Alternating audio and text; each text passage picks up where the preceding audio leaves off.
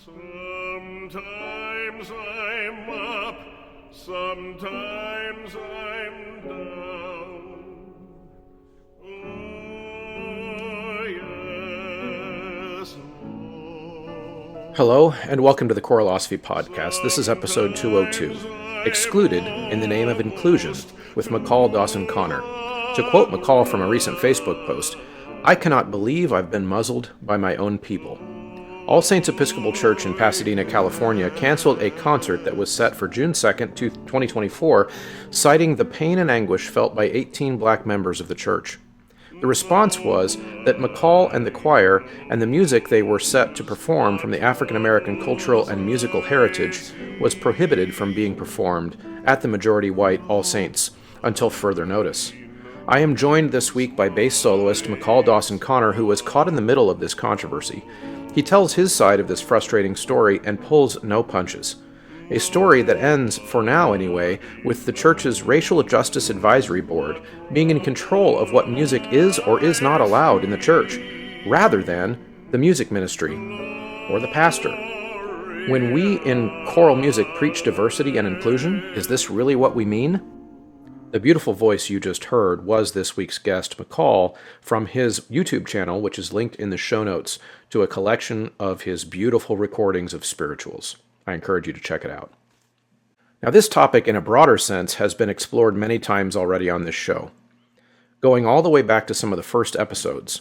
Namely, what is the role of African American spirituals and gospel music in the telling of our American story? And in what ways can the cultural sharing through music lead to unity, healing, and reconciliation? What does it mean to be diverse and inclusive? Can these things be achieved while drawing strict lines around categories and gatekeeping? There is a consensus in music education on these questions amongst scholars of the art form.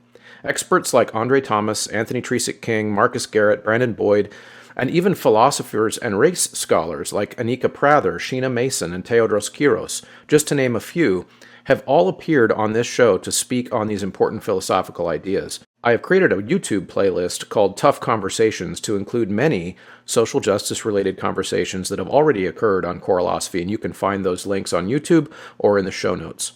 So tune in and have your thinking stimulated and challenged, and then, of course, I want this to be a conversation. I am calling on you in the audience, our choral colleagues, to bring this conversation to the fore by weighing in on the Choralosophers Facebook group or over on choralosophy.substack.com. Ludus, the platform trusted by thousands of organizers to power their event ticketing, marketing, and fundraising, has just upped its game with an incredible new feature, volunteer management. Now you can streamline your volunteer coordination like never before. Volunteers can easily sign up for opportunities and shifts online while you effortlessly approve signups, track hours, and manage your volunteer team. Say goodbye to volunteer management headaches and hello to seamless coordination with Ludus. Try it at ludus.com/choralosophy and revolutionize your events. Before we get into the meat of the show, I'm going to keep this quick. Big announcement. Super excited to all the choir teachers in the audience. Sight Reading Factory is introducing self-assessment. They should have it up and going and fully functional by the time the school year starts. I've been beta testing it for a while, and it is really, really good. And I am so excited to show you some demos on the social media, Choralosophy, so be looking for that this summer. The hours and hours you've been spending self-grading could possibly be over. So don't forget to enter the Choralosophy checkout code when you renew your new and improved Sight Reading Factory membership for next school year. The producers and Inner Circle at Patreon are Brannigan Lawrence, Brian Long, Chandler Smith, Venture Studios, Jonah Clixbull, Angie Schilling, David Kowalczyk, DF, Kyle Peterson, Max Jackson, Michael Herron, Ryan Main, and Stephen Kathy Kakachik. All right, everyone, I am here with Michal Dawson Connor. Michal is a singer, performer, I guess I would say from stalking you a little bit on Facebook, actor as well. And I'm here to hear a side of a story about an event that I find very troubling and interesting at the same time, of what's been happening related to the singing of spirituals at the All Saints Church in Pasadena, California. The education of choral directors and music educators around this topic has been a very common theme on the Choralosophy podcast, as I've interviewed many, many experts on this topic. to try to get an understanding for how music educators should approach this topic. So I'm interested in this story because it seems to be a real world application of what happens when we butt heads about a question like this in the real world. So, Michal, welcome to the podcast. Thank you, Chris. I'm honored to be here. Why don't you start out by just telling everybody about you, a little bit more about your background and what makes you interested in this type of music, and just some of the basics about your career. I grew up in Pittsburgh, Pennsylvania, and I lived most of my life there. I went to Carnegie Mellon University, and when I was about 12, my great-grandmother came to live with us. She was in her 90s at the time, and very interesting character. She had a salty tongue, which was funny in my family because everybody else was a Bible thumping Baptist and didn't say the word SISH blank T, which she did regularly. And Okay. the more I got to know her, the more she would tell these stories of her mother, my great-great-grandmother, who was a slave in Virginia. So she would tell me this, she would sing me the songs in this rumbling bass voice that she had. And that's my first knowledge of slave songs. And so I finished at Carnegie Mellon. I went to Switzerland for just a semester to study solo singing, classical solo singing. So the, how do I say it? The things that my great-grandmother embedded in me started coming to flower when I was on a tour in the late 80s in Berlin, doing a production of Porgy and Bess. I was there for 6 months. Mm-hmm. And I got this in my head. I started seeing things in my brain about spirituals and slave songs and the actual letters that slaves wrote when they got free from slavery. They would, in this cathartic move that I think is brilliant, they would send their letters back to their masters and say, how are you all getting along? And if you just treated me well, I would have worked for you forever. And many of these, tens of thousands of these letters reside in the archives of the Smithsonian Institution in Washington. And a lot of them are on microfiche or digital now. Yeah. And I have a book published called The Slave Letters by Michal Connor. And it's available on Amazon. That's great. My point is, I started arranging these spirituals for piano and voice, and also for SATB choirs. And it has become my life's work. And so I take it personally when a person or a group of people decide that I'm not allowed to sing these songs. And the people who shut me down turn out to be actual other Black people. Right. Well, in fact, actually, so I want to kind of get a narrative of exactly what happened in a second, but this is a good way to set up the conversation, I think, because very frequently, one of the ideas that I criticize a lot is that in the United States, and there are good reasons for this, and we have a lot of baggage around skin color for obvious reasons about, throughout our history. But one of the things that we do as a result of that is we mix up skin color with culture and knowledge about culture. Those those things don't always necessarily match up. So it sounds like from your story and your connection to these spirituals, and of course, anytime throughout this conversation, if you feel like I step wrong, correct me. That's the point of the show. But it sounds like from your story that you feel that your connection to these songs goes deeper than skin. It goes directly to your grandmother, to your culture, to the stories of your family, and the stories of your people. And so this music is for you is more than just because I'm Black, I should sing these songs. Is that a fair summary? Oh my God. Absolutely. This is who I am as a human being. These songs were embedded inside me as surely as I breathe, and and it was so subtle the way she did it, because she was just talking Yeah. and singing, and I would sing her back the German and the French and the Italian art songs that I was learning at university at Carnegie. And she would laugh and say, "What is you singing, boy?" And then she would sing one of hers. And so it wasn't until maybe 10 or 15 years later, after she died, that this interest in these slave songs bloomed in me. And it's also interesting, I found that a lot of my colleagues who are African American at university or out in the world, the professional world, would not sing these songs because that's all we're expected to know how to sing. I've heard that perspective as well. Yeah. Yeah. And so I bucked the trend, not because I was bucking a trend, but because they'd taken such a firm root in me that I couldn't help. I had to follow my path and my great grandmother's path. Yeah. Wow. So why don't let's go to the just kind of the play-by-play of what happened from your perspective at All Saints Church. There was I'll kind of set the stage. There was a concert set for, I guess it would have been last week. And you were set up to be a soloist. Kind of tell us that story from your perspective of preparing for the concert and then finding out that it was canceled, and like kind of share that with us if you would. All right. So we've been working on this concert since last September. Oh, wow. And it was in honor of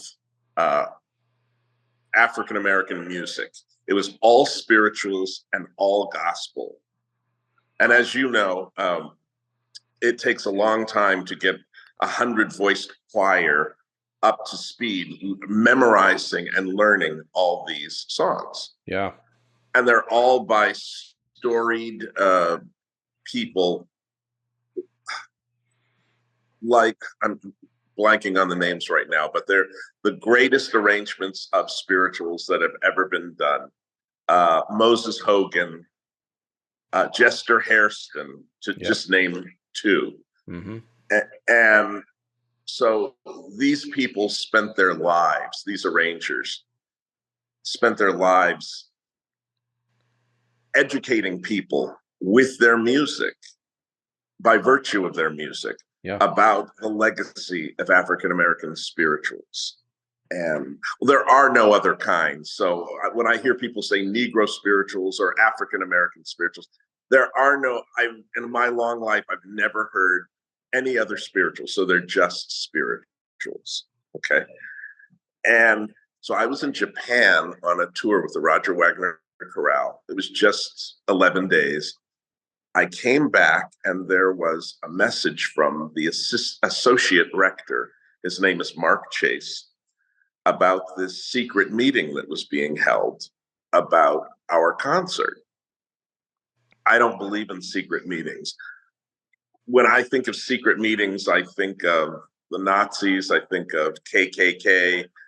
I'm not a big fan of white people holding secret meetings about Black people, or Black people holding secret meetings about white people. So this was all the Black parishioners who were very upset that they hadn't been consulted about singing a concert of spirituals and gospel music at All Saints Episcopal Church in Pasadena. And so I was only able to be in the secret meeting because I was returning from Japan and the connection was really bad.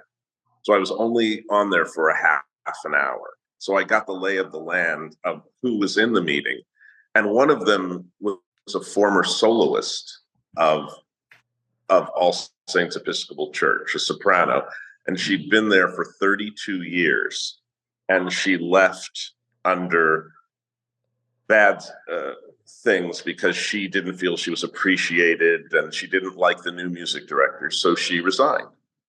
So she and her mother were part of the people in the secret meeting, and I believe fomented all this distrust and enmity between the African American. There are 18 listed of African Americans who are against this concert. Yeah. So they had another meeting, and it was the same thing. These are our songs. We don't want to let white people sing our songs when they haven't done the work of racial justice and racial inclusion, and they still have pains from the past. There's so many threads to this. Right. In the early part of the last century, some African American people came to All Saints Episcopal Church in Pasadena, and they wanted to join. And the founding fathers, shoved them away and said no. And I think they even gave them some money. Here, go found your own church. That church is alive today. It's called St. Barnabas. Okay. So kind of a separate but equal era thing. Yeah, this was even before separate but equal. These white people, like All Saints, did not want Black people in their church. So the Black people, I don't even know why they attend All Saints Church, because of if they feel that strongly that it's a racist organization, then I don't know why they're there at all. I'm the only Black man who has ever held the position of bass soloist at All Saints, and I think I'm proud of that because I like to be a trailblazer. Yeah. But they brought me there, and I know one of the reasons they brought me there was to educate. Or maybe I took this on. No, they wanted me to do it. They wanted me to educate the predominantly white choir about what spirituals were, the context. And so Wei Chung Zhao, who's the music director there, let me sing all my arrangements. We have very fine pianists there. Her name is Grace Chung. Amazing musician. And I've never had any church, white or Black, allow me to do so much of my music. And before the choir would sing one of the spirituals, usually I'd be the front man. I'd be singing the solo, and they'd be the backup behind me. Yeah. Are you following me? Am I being boring? No, you're. This is all setting the scene. I will jump back in though and ask some more questions if that's okay, because Please do. Yeah. So,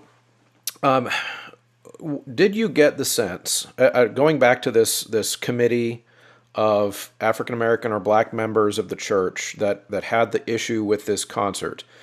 Right. When it was communicated to the choir and to the musicians, and when you found out that, hey, this concert is being canceled and here's why, right. Did you get the sense that the choir itself was being treated, and the music director and the members of the choir, as if they had done something wrong? It was absolutely. We were being forced to, and I'm saying we because I love these people. These are my people. I sing with them, and when you sing with someone, you forge a very deep bond with them. Yep. And they love me, I love them.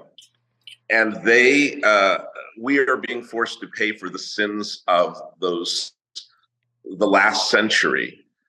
And the Black people are just bereft that we would sing a whole concert of their songs.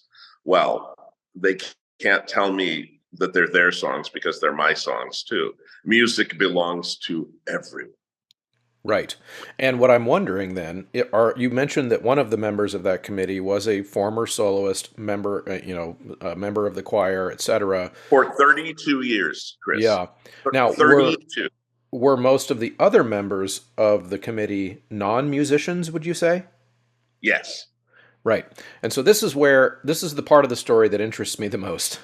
There are lots of ways for you to get involved in the choralosophy community. Of course, you can go over to choralosophy.substack.com and subscribe there for free or for pay if you would like to support the mission of this show.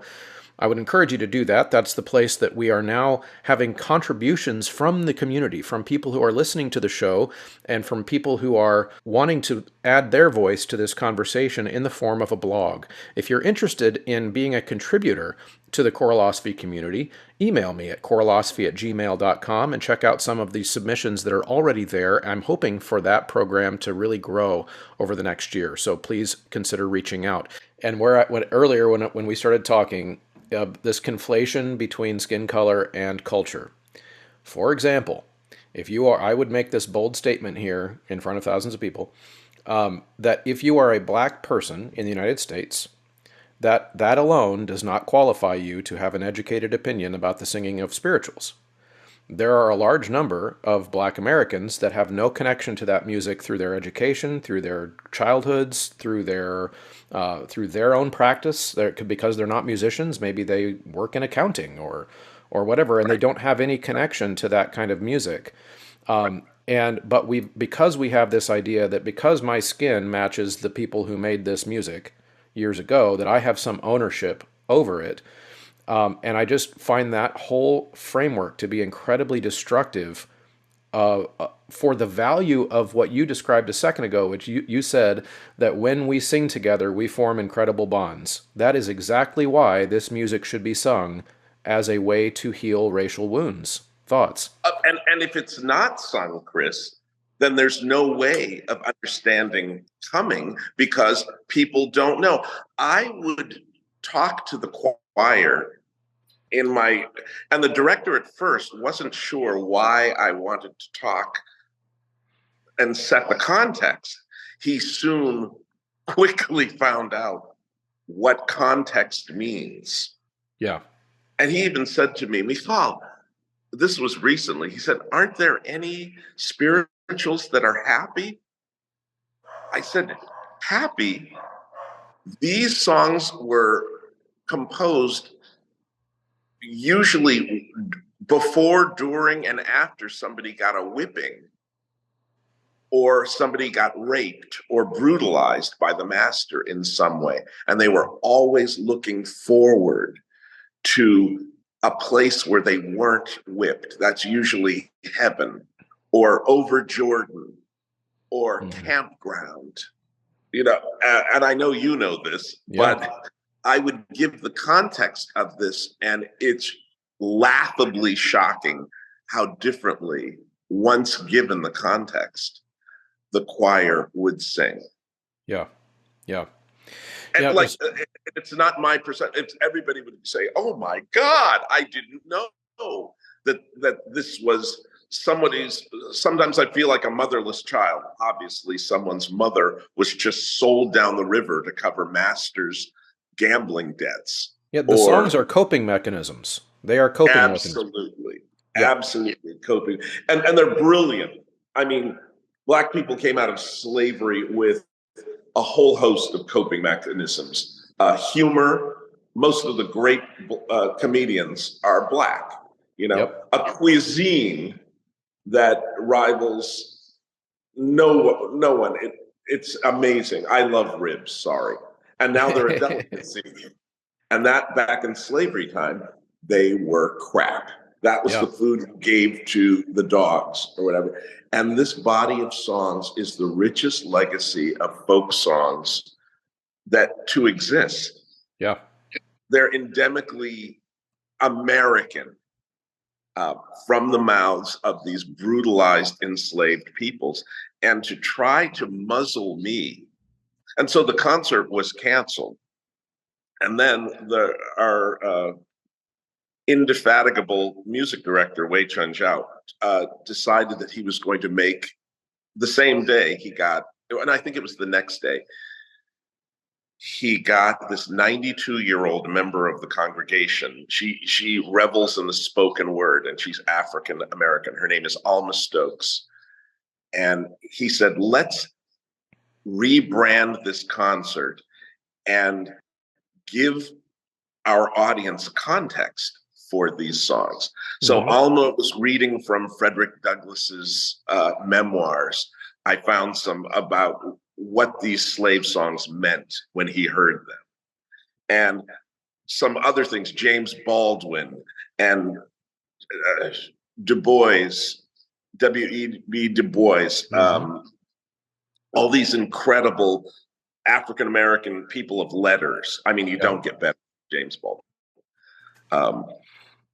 And then they said, Michal Dawson Connor will sing some of his arrangements of spirituals in the context that Alma has set up. And this committee came back and said, no, Alma Stokes and Michal Dawson Connor are not allowed, these are their words, are not allowed to sing or speak about these songs because it triggers us. Do they consider not coming? Couldn't they just not come? Of course, but they want to control. And for that soloist who sang these songs for 32 years to great acclaim, and now she gets to try to pay back the director who she feels wronged her by not giving her enough solos. You know, whenever there was a spiritual song or a gospel song, she was the it person. Yeah. And so wow. I don't think she meant to tear down the entire with her happy band of friends, but she has ended up doing that. This has turned into something bigger. Yeah, no, it sure has, and I think, like I said in the kind of as we were introducing the conversation, I feel like this story is a really good example of what I call just kind of a collection of really, really bad ideas, and those bad ideas. I'll set the stage this way, and you feel free to respond. Does our skin color change the way that we experience the world within a society and within a culture? Absolutely. Absolutely. Does it share? Does it cause us to have different experiences? Different are those things we can see connected in some way to our culture? Of course they are, but the collection of bad ideas that I'm referring to is the idea that thing we see on the skin, just that snap judgment that we're being taught to make about people should be the first and most important thing we notice, and then every other question we ask is downstream from that. I see that as very destructive and harmful, because it sets up situations like this where I would argue, and I want to see what you think, if the skin colors simply change, the members of the choir, you got 100 members of the choir, and let's say the skin colors of the choir had more melanin in it. Right. Just change that. Then this whole issue goes away. Yes. Yeah, but you have another wrinkle in this ointment is that the rector, his name is Mike Kinman, and all he is interested in is controversy. It doesn't matter what the controversy is. He's a media person. He loves stirring up, fomenting, because it makes him feel relevant. Mm. And so many members of the congregation have left recently during his tenure because everything at the church is about the trans movement or LGBTQ movement. And nothing else really matters except these hot button issues. And now he and Mark Chase, the associate rector, who's African American, and who proclaims loudly to whoever will listen, he only listens to rap and hip hop. Now, this is I've never heard a rap or hip hop song. Well, I don't listen to music. We'll get into that later. But I'm a musician through and through, but I just need my palate clean so that I can. I'm the same way. I'm the same way. I do music all day long for a job. I need a break on when I'm. Yeah. I get it. Like these people who have music on 24/7, I just don't get it. But anyway, they found this wonderful hot button. And I'm sure Mark Chase is making his bones. He can say, I made the white man bend to my will, with 12 people, 12 or 18 people on this committee, the secret committee. So you get the sense that there's a little bit of kind of revenge motivation in some ways. Absolutely. Yeah. In fact, they're exhorting members of the congregation for the Juneteenth celebration to not go to All Saints, their home parish where they are paid to be. They're asking them to go to St. Barnabas, across the way, to really celebrate there, because Black people will be singing Black music. Well, what about white people learning as we have been learning? Right. I've been there for 15 or 20 years around the environs of All Saints Church. So I've seen them come and I've seen them go. The previous rector and the previous music director were just exemplary people. Yeah. They realized how many people, well over, I can't say a number because I'm not that smart, but they're there for the music. The music speaks to them. And it's not all spirituals. There's German, Italian, French, Russian, Chinese, literally Korean. They do a wide swath of music there. Mm-hmm. Anything that's beautiful. The watchword, I don't know if that's the correct term, but is let's bring beauty into this service. Yeah. Well, that's an interesting insight into the psyche of the people making these decisions, because it sounds like from your description that this is a church that is very focused on what somebody might call diversity, equity, and inclusion issues, whatever the hot button topic is. Okay. Yeah. So let's take your example of, and this is one of the things that drives me nuts about people who preach that. Right. Because I feel like I actually value diversity, which means putting different people, like people who are different from each other, in a room together to explore each other's cultures, motivations, things they like and love, and sharing food together, sharing music together. That to me is diversity. Right. And so your St. Barnabas versus All Saints example is a great illustration of that psyche, because if inclusion and diversity was the goal, as they say it is, right, then why not propose an event where on Juneteenth the two churches do something together as a way to address that real wrong that happened a long time ago, and say, here is how we're going to come out of this. We're going to come out of this by doing things together, because that's what should have happened all those years ago. Thoughts? So that's such a sharp, rapier sharp idea of what happens. But that's what a real leader would do. This leader just wants to get everyone riled up, and then he gets to go to St. Barnabas and stand in the pulpit and say, we're so sorry what we did to you 100 years ago. The church at All Saints has done its damnedest to repair, and I'm not talking about wash under the carpet or hide what they did. By performing these songs, they're trying very hard. And these people have put their fingers in their nose and said, you're not trying hard enough.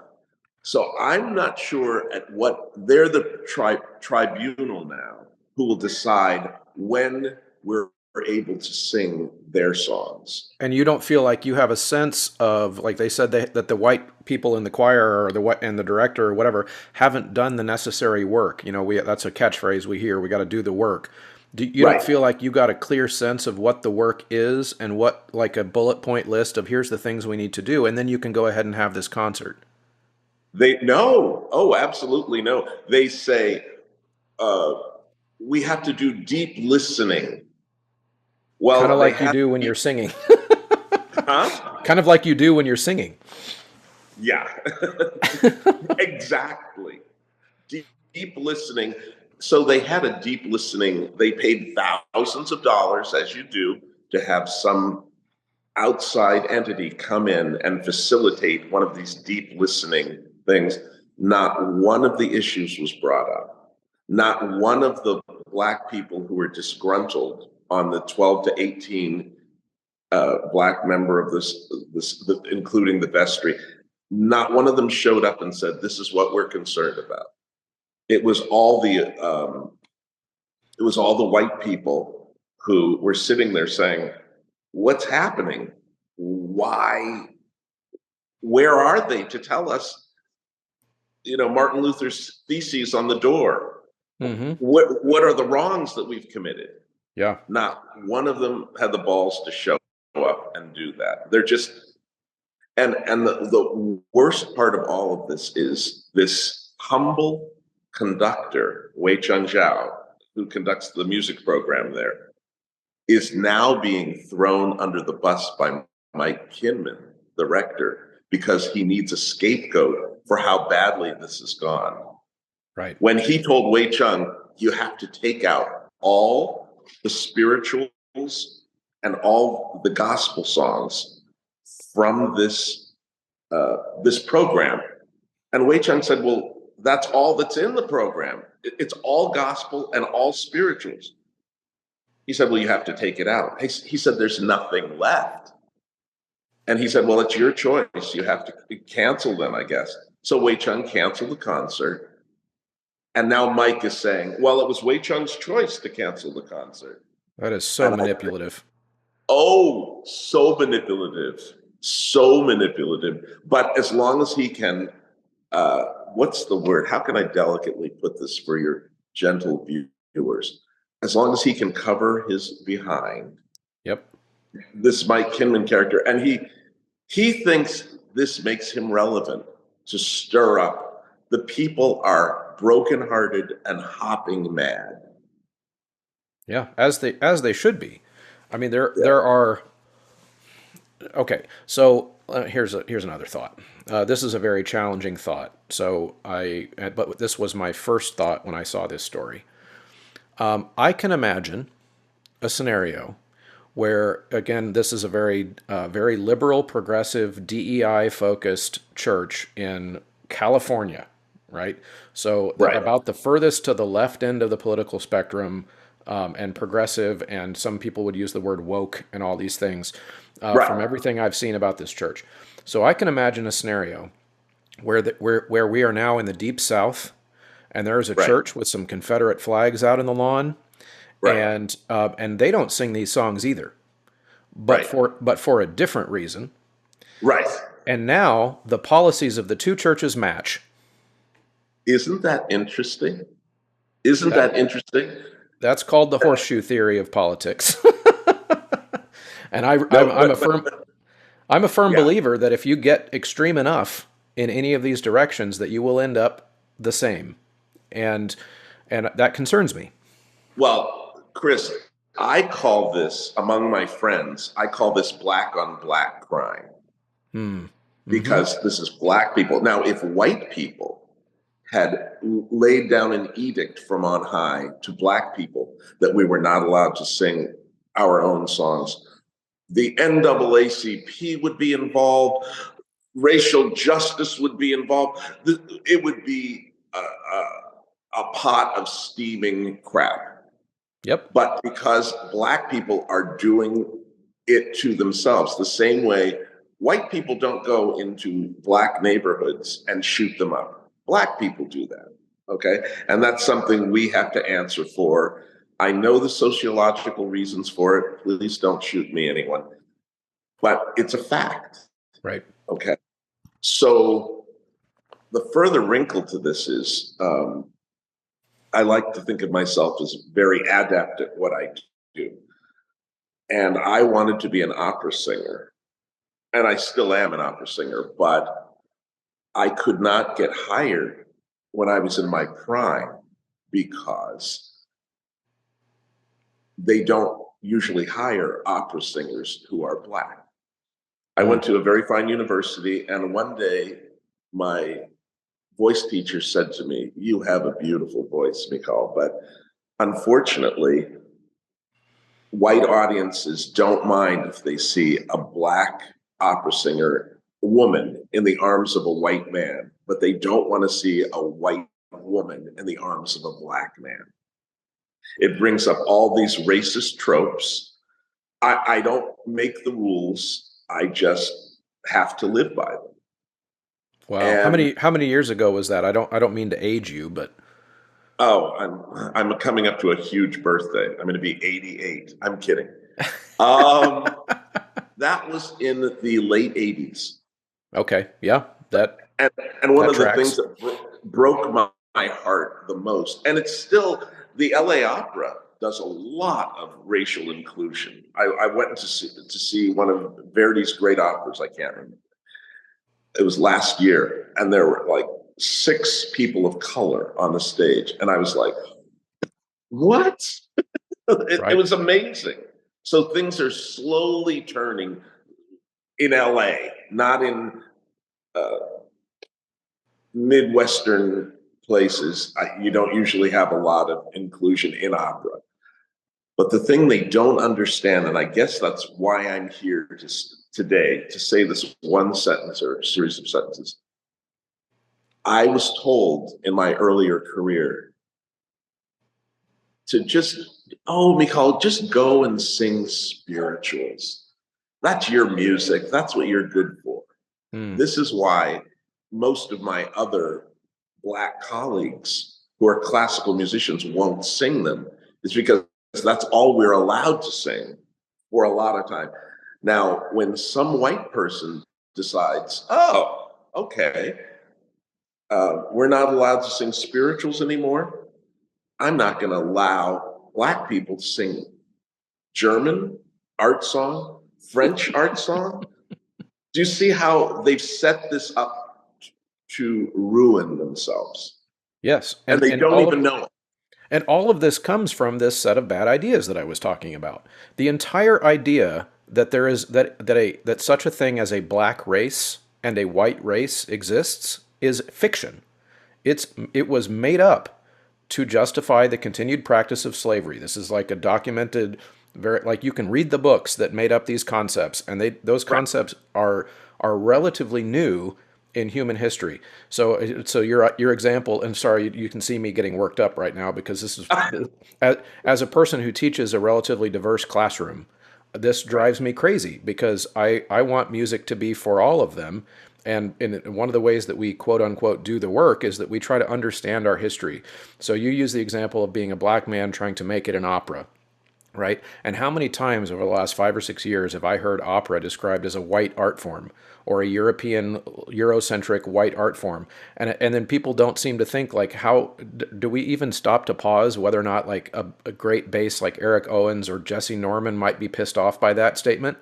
Because they've made their whole life out of this art form, right? And they're not white, and right, not to mention, yeah, well, yeah, no, exactly, and the whole concept, like for example, bel canto style singing, invented in Italy, in 1500s and through the 1600s, and Italians were not even considered white in the United States 80 years ago.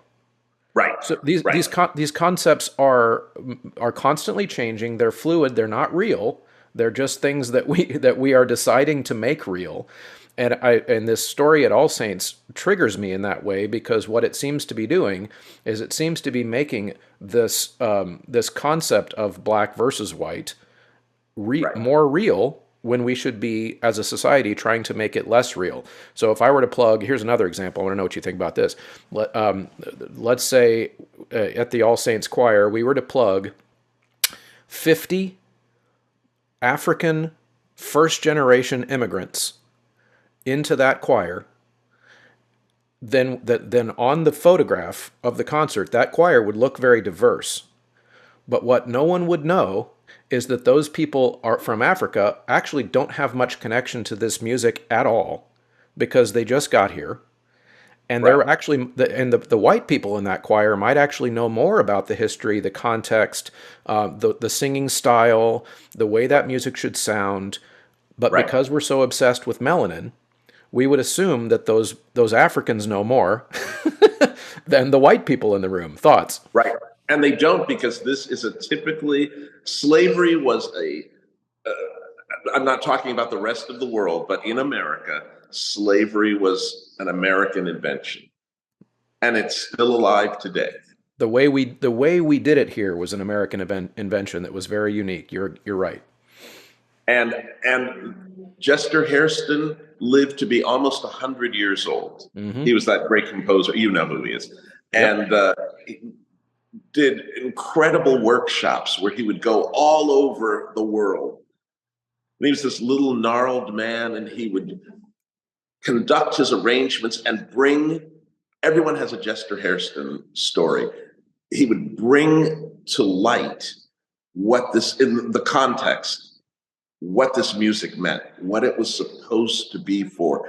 And for this guy, who I hope I never have to speak face to face with, Mark Chase, who proudly proclaims his ignorance by saying, I don't listen to anything except rap and R&B. No, it's not R&B, hip hop and rap.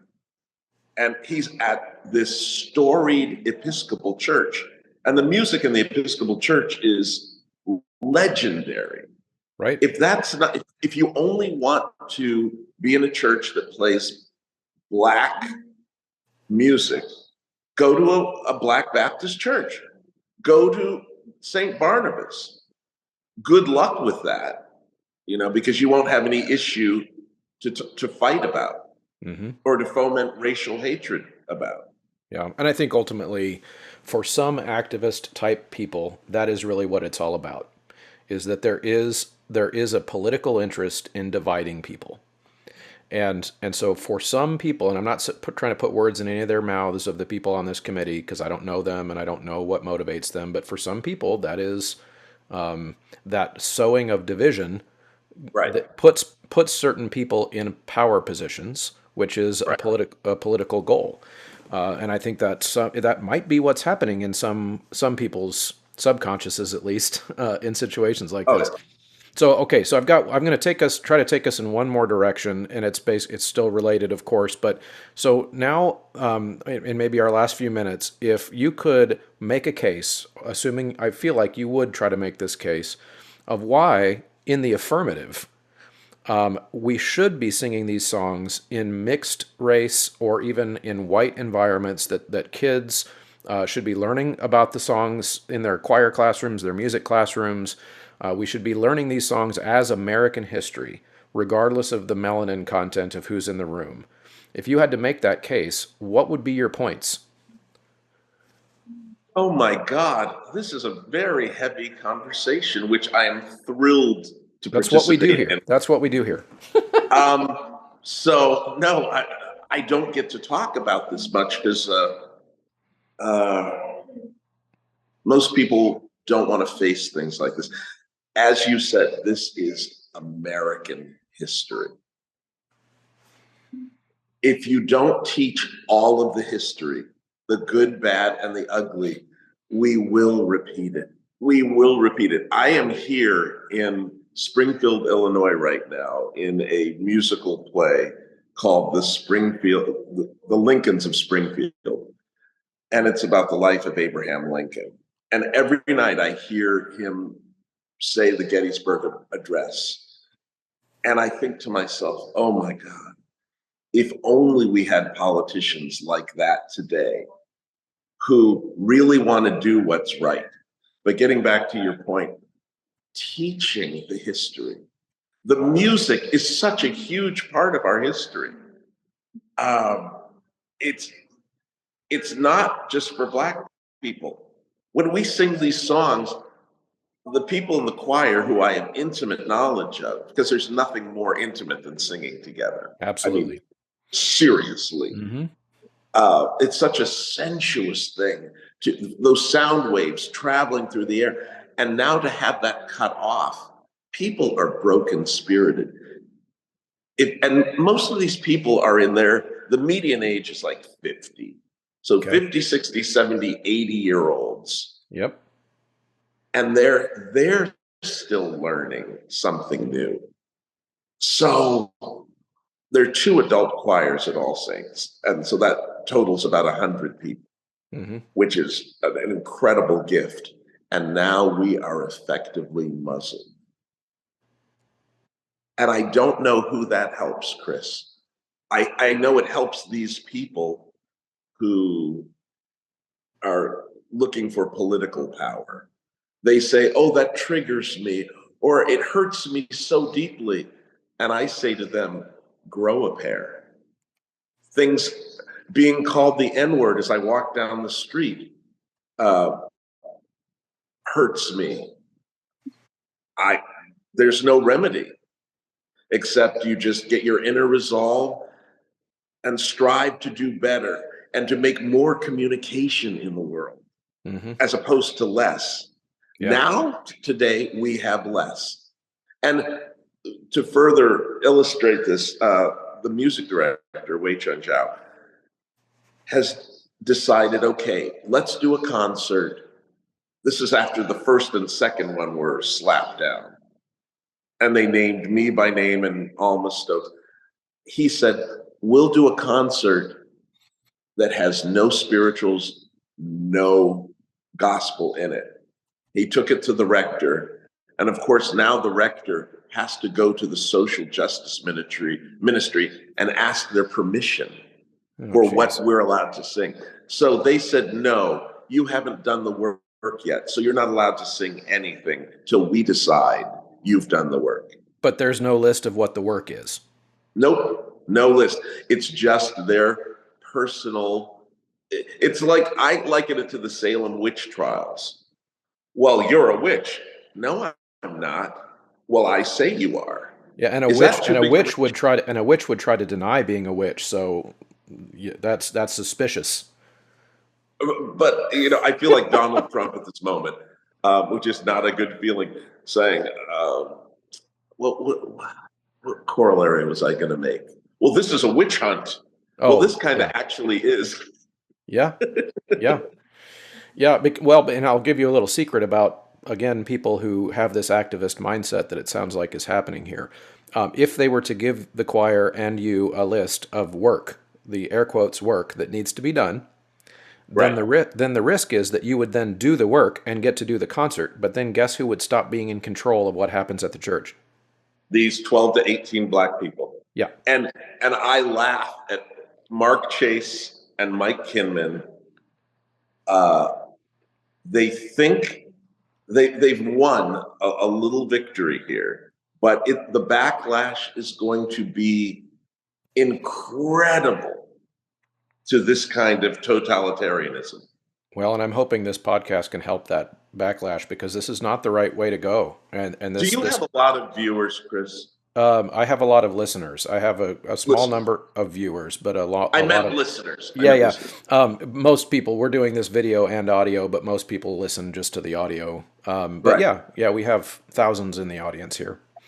Oh, that's great. Mm-hmm. So I'm going to be fired, huh? Well, you know what? I hope not, but you would have a pretty good legal case, I think.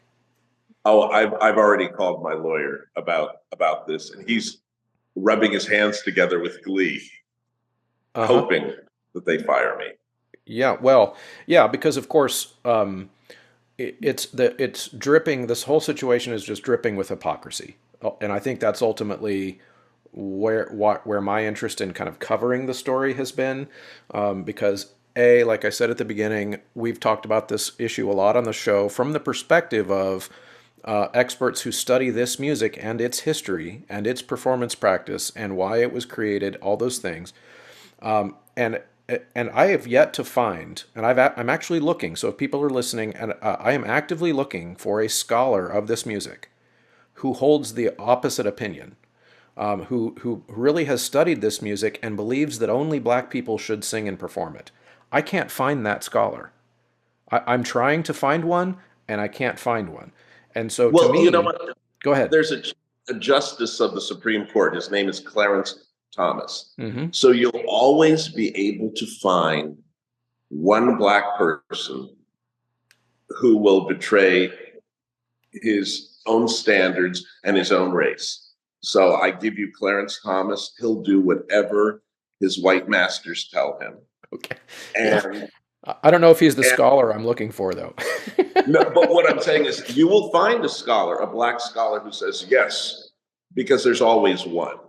But most black people, I dare say, all black people who are scholars who look at this music, because without the music, there's no chance of understanding, true understanding. You get into the soul of who these people are when you hear Sometimes I Feel Like a Motherless Child, or Swing Low, Sweet Chariot, or Go Down Moses, or Joshua Fit the Battle of Jericho, or any, there's a balm in Gilead.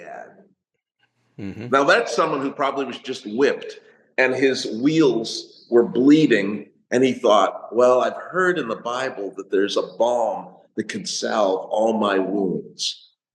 And the words to that one are, sometimes I feel discouraged and think my life's in vain, but then the Holy Spirit revives my soul again. There is a balm in Gilead. It's powerful. And without those words and without this music, we have no understanding. Yep. And if we live in a country where only 12% of the population are racialized as black, that term that I don't like, but it's right there, then just the sheer math of it means that if only black people are allowed to sing this music, it dies. But these, to use these few people, these happy few who have muzzled their music that I learned from my great grandmother, they have ruined something so beautiful and rich. Because they don't understand it. They're not people who have studied this music. Right, but it's a political thing for them. Yep. And a lot of them are people of letters, and they get to have this power now and say, we brought the white people to kneel at All Saints. And they can do even more destructive things. Yeah. Yep. Yeah, it's such a tragic story, and I really appreciate you sharing your perspective on it. And of course, anyone listening to this that, like I said before, has an alternative perspective, I am happy to listen to that perspective as well. But Michal, this has been really awesome. I'm going to give you the final word of any message you feel like I didn't let you get across before we try to wrap this up.